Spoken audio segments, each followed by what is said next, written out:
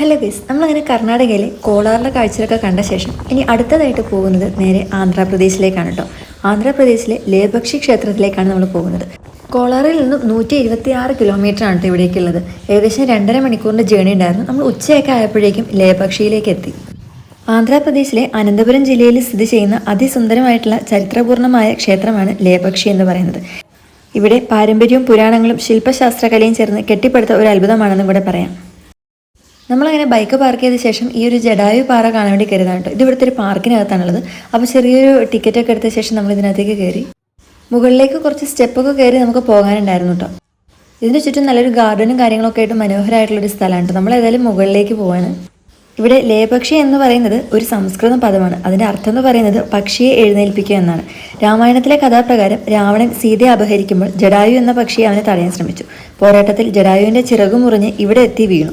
രാമൻ അവൻ്റെ വേദന കണ്ട് കരുണയോടെ പറഞ്ഞു, ലേ പക്ഷി, എഴുന്നേൽക്കുക പക്ഷി എന്ന്. അതുകൊണ്ടാണ് ഈ സ്ഥലത്തിന് ലേപക്ഷി എന്ന പേര് ലഭിച്ചെന്നാണ് കേട്ടോ പറയുന്നത്.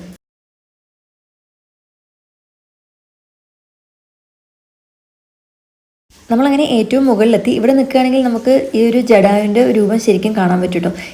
പിന്നെ ലേപക്ഷി ക്ഷേത്രത്തിൻ്റെ കാഴ്ചയും ഇവിടെ നിന്ന് ശരിക്കും കാണാൻ പറ്റുന്നുണ്ട്. പിന്നെ ഇവിടെ ഒരു കാൽപാദമുണ്ട്. അത് സീതാദേവിയുടെ ആണെന്നാണ് കേട്ടോ വിശ്വസിക്കുന്നത്.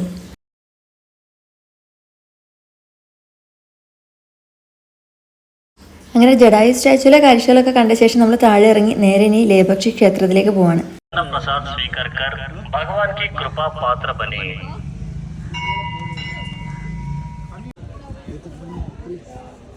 ഈ ക്ഷേത്രം 16-ാം നൂറ്റാണ്ടിൽ വിജയനഗര സാമ്രാജ്യകാലത്താണ് പണി കഴിപ്പിച്ചതെന്ന് പറയുന്നത്.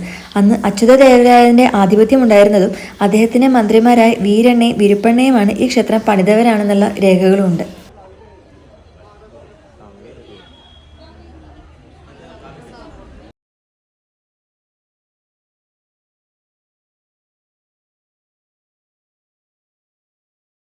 ക്ഷേത്രം വിജയനഗര ശൈലിയിലുള്ള അത്ഭുതമായ ശില്പകലയുടെ ഒരു ഉദാഹരണം തന്നെയാണ്. മുഴുവനായി ഗ്രാനൈറ്റ് കല്ലിലാണ് ഈ ഒരു ക്ഷേത്രം കൊത്തിയെടുത്തിട്ടുള്ളത്. ഇവിടുത്തെ മണ്ഡപങ്ങൾ അതിസുന്ദരമായ കൽത്തൂണുകളാൽ അലങ്കരിച്ചിരിക്കുന്നു. പ്രത്യേകത എന്തെന്നാൽ ഈ ക്ഷേത്രത്തിലെ ചില തൂണുകൾ താഴെ നിലത്ത് സ്പർശിക്കുന്നില്ല. അതിനെ നമ്മൾ ഹാങ്ങിങ് പില്ലേഴ്സ് എന്നാണ് പറയുന്നത്. അപ്പോൾ അതിനിടയിലൂടെ ഒരു തുണി ഇങ്ങനെ കടത്തുന്നതാണ് ഇപ്പോൾ കണ്ടത്. ഇതൊരു ലോക പ്രശസ്തമായ എഞ്ചിനീയറിംഗ് അത്ഭുതമാണ്. വാസ്തുശില്പികൾ പറയുന്നത് ക്ഷേത്രത്തിന് തുലനം നിലനിർത്താനാണ് ഈ രീതിയെന്നാണ്.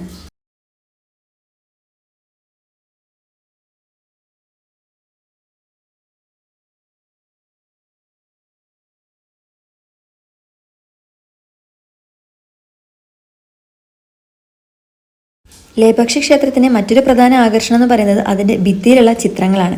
ഈ ചിത്രങ്ങൾ വിജയനഗര കാലത്തെ ഫ്രെസ്കോ പെയിൻറ്റിങ്ങുകൾ ആണെന്നും ഈ ഒരു ചിത്രങ്ങൾ വളരെ അത്യന്തം സൂക്ഷ്മതയോടു കൂടിയാണ് ചെയ്തിരിക്കുന്നത്. ഈ ചിത്രങ്ങളിൽ പൗരാണിക കഥകളും നൃത്തഭംഗികളും ദേവതകളുടെ രൂപങ്ങളും ഒക്കെ നമുക്ക് കാണാൻ സാധിക്കും. ചുമരുകളിൽ ഉപയോഗിച്ചിട്ടുള്ള വർണ്ണങ്ങൾ പ്രകൃതിദത്ത പിഗ്മെൻറ്റുകളായതിനാൽ ഇന്നും അതിൻ്റെ തിളക്കം മങ്ങാതെ തന്നെ നമുക്ക് നിലനിൽന്ന് കാണുന്നുണ്ട്. ഈ ക്ഷേത്രത്തിലും പ്രധാനമായിട്ട് 3 ദേവതകൾക്കായിട്ടുള്ള ക്ഷേത്രങ്ങളുണ്ട്. വീരഭദ്രസ്വാമി, വിഷ്ണു, ശിവപാർവതി എന്നിവർക്കായിട്ട്. ഈ ക്ഷേത്രം പ്രധാനമായിട്ടും വീരഭദ്രസ്വാമിക്കായിട്ട് സമർപ്പിച്ചതാണ്.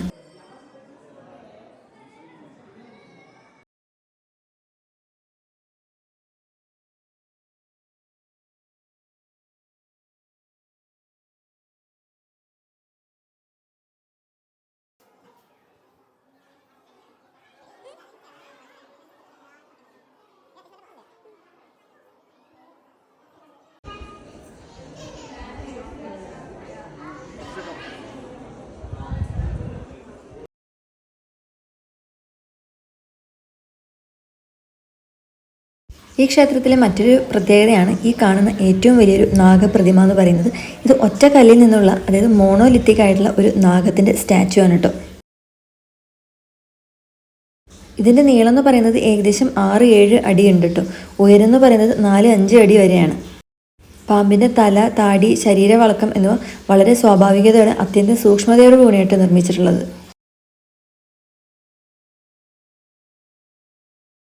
ഈ ക്ഷേത്രത്തിലെ മറ്റൊരു ശ്രദ്ധേയമായ ഭാഗം എന്ന് പറയുന്നത് കല്യാണ മണ്ഡപമാണ്. ഇവിടെ ശിവപാർവതികളുടെ കല്യാണ ദൃശ്യം ചിത്രീകരിച്ചിരിക്കുന്നു. ഇവിടെ വെച്ചാണ് ശിവപാർവതി വിവാഹം ആചാരപ്രകാരം നടന്നതെന്നാണ് വിശ്വസിക്കുന്നത്. മണ്ഡപത്തിലെ തൂണുകളിലെ ശില്പങ്ങൾ അത്ഭുതകരമാണ്. നൃത്തം ചെയ്യുന്ന ഗണങ്ങൾ, സംഗീതോപകരണങ്ങൾ, പൂവിതരണങ്ങൾ തുടങ്ങിയവരുടെ ചിത്രങ്ങൾ മനോഹരമായിട്ട് ഇവിടെ കൊത്തിയിട്ടുണ്ട്.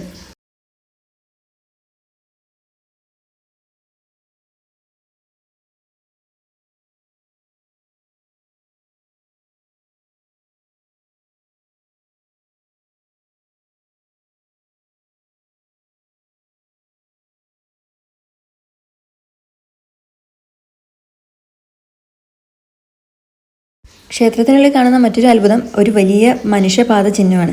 ജനവിശ്വാസപ്രകാരം ഇത് സീതാദേവിയുടെ പാദചിഹ്നം എന്നാണ് കേട്ടോ പറയപ്പെടുന്നത്. ആ പാദത്തിൽ നിന്നും വെള്ളം ഇടയ്ക്കിടെ പുറന്തള്ളുന്നതും ഇന്നും നമുക്ക് കാണാൻ സാധിക്കും.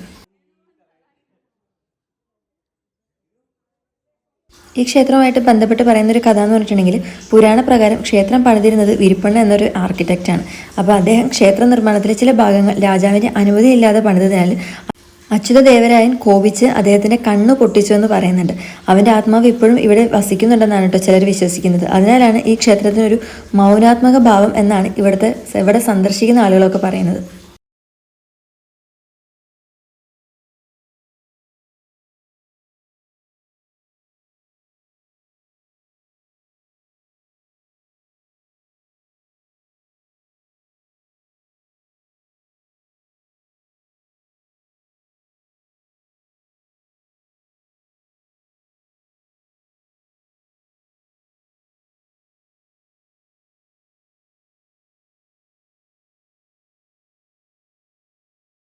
ക്ഷേത്രത്തിൽ തൊഴുത ശേഷം നമ്മൾ ക്ഷേത്രത്തിനടുത്ത് തന്നെ ഏകദേശം ഒരു 200 മീറ്റർ മാറിയിട്ടുള്ള ഒരു വലിയ നന്ദി പ്രതിമയുടെ അടുത്തേക്കാണ് പോകുന്നത്. ക്ഷേത്രത്തിലേക്ക് മുഖം വരുന്ന രീതിയിൽ തിരിഞ്ഞിരിക്കുന്ന ഒരു വലിയ നന്ദി പ്രതിമയാണിത്. ഇതിൻ്റെ പ്രത്യേകത എന്താ വെച്ചിട്ടുണ്ടെങ്കിൽ, ഇന്ത്യയിലെ ഏറ്റവും വലിയ മോണോലിത്തിക് നന്ദികളിലൊന്നാണ് ഇത്. അതായത് ഒറ്റ കല്ലിൽ കൊത്തിയെടുത്തിട്ടുള്ള ഏറ്റവും വലിയ നന്ദികളിലൊന്നാണിത്. നന്ദിയുടെ മുഖം ക്ഷേത്രത്തിലെ ശിവലിംഗത്തിലേക്കാണ് കേട്ടോ തിരിഞ്ഞിരിക്കുന്നത്. അത്രയും സമർത്ഥമായിട്ടാണ് ഇത് പണി കഴിപ്പിച്ചിരിക്കുന്നത്. നന്ദിയുടെ നീളം എന്ന് പറയുന്നത് ഏകദേശം 27 അടിയുണ്ട് കേട്ടോ. ഉയരം 15 അടി എന്നതാണ്. നമ്മൾ ചെന്ന സമയത്ത് ഇവിടെ മൊത്തം തിരക്കാണ്. നന്ദിയുടെ കൂടെ ഒരു ഫോട്ടോ സിംഗിളായിട്ട് എടുക്കാൻ നല്ല പാടായിരുന്നു കേട്ടോ. അതിനടുത്തായിട്ട് തന്നെ നല്ലൊരു ഗാർഡൻ പോലത്തെ ഒരു ഏരിയ ആക്കിയിട്ടുണ്ട് കേട്ടോ. അപ്പോൾ നമുക്ക് ഇവിടുന്ന് മേലോട്ട് നോക്കുകയാണെങ്കിൽ മുൻപ് നമ്മൾ പോയിട്ടുള്ള ആ ജഡായുവിൻ്റെ സ്റ്റാച്ചു നമുക്ക് കാണാൻ സാധിക്കും.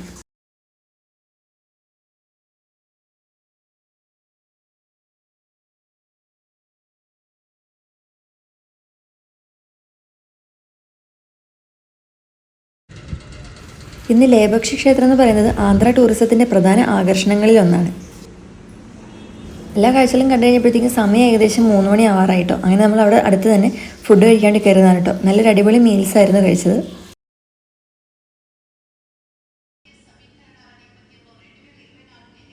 ഭക്ഷണമൊക്കെ കഴിച്ച ശേഷം നമ്മൾ ഏതായാലും ഇവിടെ മറ്റൊരു സ്ഥലത്തേക്ക് യാത്ര പുറപ്പെടാം കേട്ടോ. ഇനി നമ്മൾ ആന്ധ്രാപ്രദേശിലെ ലേപക്ഷിയിൽ നിന്ന് പോകുന്നത് കർണാടകയിലെ ഐഹോള എന്നുള്ള സ്ഥലത്തേക്കാണ്. ഏകദേശം 423 കിലോമീറ്ററിൻ്റെ യാത്ര ഉണ്ടായിരുന്നു കേട്ടോ. 7 മണിക്കൂറോളം ഉണ്ടായിരുന്നു. അപ്പോൾ നമ്മൾ പോകുന്ന വഴിക്ക് നമുക്ക് ഉറക്കം വന്നപ്പോൾ നമ്മൾ വഴിയിൽ ഇറങ്ങിയതാണ്.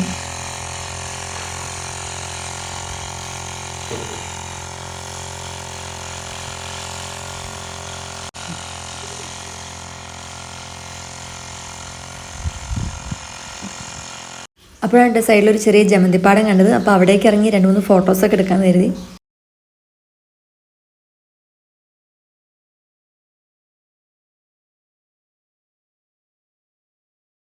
അങ്ങനെ അവിടെ ഇറങ്ങി ഫോട്ടോസൊക്കെ എടുത്ത ശേഷം നമ്മൾ പിന്നെയും യാത്ര തുടരുകയാണ് കേട്ടോ. ഇന്ന് നല്ല ദൂരം യാത്ര ചെയ്യാനുണ്ട്.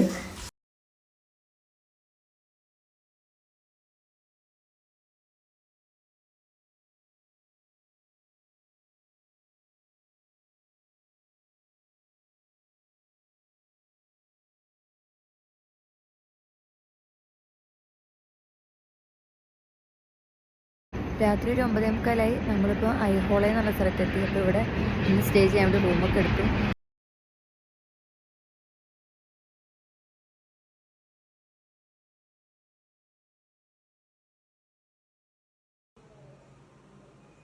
രാത്രി ആയപ്പോഴേക്കും നമ്മളിങ്ങനെ ഐഹോളയിലെത്തി റൂമൊക്കെ എടുത്തു. ഇനി നമ്മൾ ഫുഡ് കഴിക്കാൻ വേണ്ടി പോകാൻ കേട്ടോ.